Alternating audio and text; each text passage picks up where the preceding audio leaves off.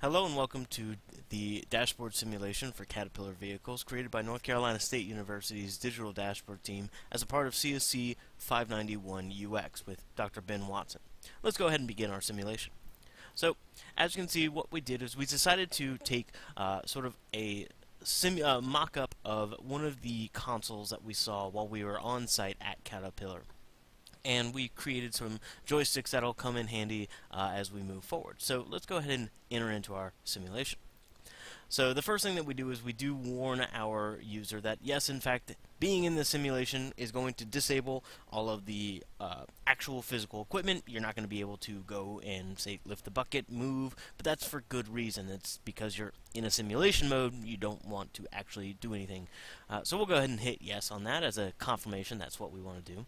And you'll see that we are immediately brought into a nice little menu that gives us a few different options. So we can exit out if we have to get back to work. We can go into a free mode where we just kind of play around, or we can see some tutorials. Now, those tutorials, we can click on that, and you see we get a nice little slew of options that we can go through. So movement, digging, etc. We got this nice little chevron button to also indicate that we also have a few more options that we can go through as well. So you can see we can go back and forward. Let's say, for example, I want to take movement. Well, I select into movement and I see a first-person view of the cabinet. This might be a little distracting because as much as I want to be in the cabinet, maybe I want to switch the view. Maybe I want to disable that for a second.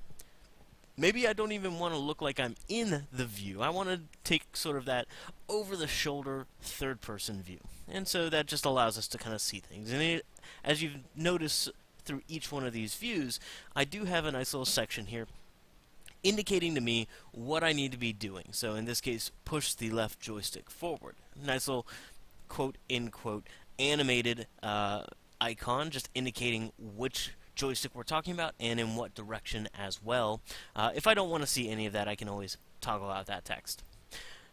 In our case, if I go ahead and move and say, let's imagine I have pushed this left joystick forward, it'll actually move me and sort of go to the next step. In this case, it's move in reverse. Well, in that case, we can do the exact same thing. We can push this again, and that'll take us into now moving to the right.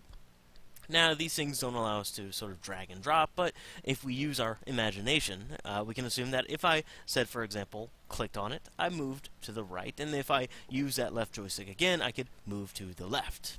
Alright, so if we hop back out to the main menu, you can see that we can go through a few of those different options. We always have the nice little handy-dandy help button as a way to just pull up any more information that you might want to see. In this case, we just have some brief text about who Caterpillar is, but as you can guess, as we move forward, things might change. One of the things we also did was we added a nice little return button, so if you, say, for example, wanted to exit out of the tutorial section, you can come out and you can go into, say, the free mode. Now, inside free mode, it's just a free spin. You can do sort of whatever you want as is. In this case, we, say, for example, went to pick up some dirt. We moved around with the dirt, we dropped the dirt, continued to drive around, and, well, don't fall into the hole. Haha.